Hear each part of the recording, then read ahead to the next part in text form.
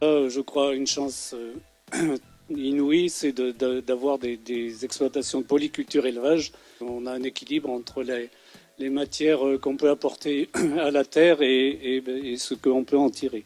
On sera de plus en plus à même de pouvoir approvisionner l'entreprise Selnat qui forcément est à la recherche de produits de proximité et aussi de qualité. Représentant d'un groupe qui s'est créé au sein de l'association Antlore Biologique, qu'on a nommé le GIE, les épis de Cérès, et qui travaille sur les céréales population. Ce sont des céréales ce sont des variétés qui ne sont pas inscrites au fameux catalogue officiel des semences et sur lesquelles il n'y a pas eu de modification.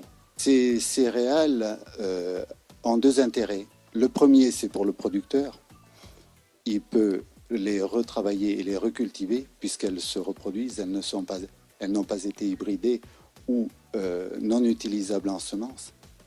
Et la deuxième, c'est que aujourd'hui, elles représentent un petit peu ce qui pourrait correspondre à un marché. On constate de plus en plus d'intolérance au gluten ou à d'autres choses et que ces variétés sembleraient être beaucoup plus adaptées à l'alimentation humaine.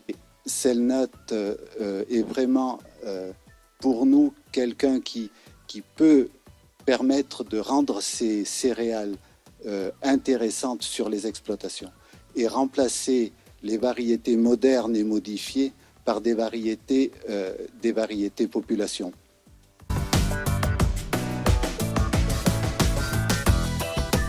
Les solutions, j'y avais déjà pensé auparavant, mais on l'a mis en place cette année, non pas suite à l'hiver catastrophique au niveau de la sécheresse qu'on a eu et le printemps, mais c'était déjà prévu, c'est de faire des cultures qui sont de type africaine, donc millet.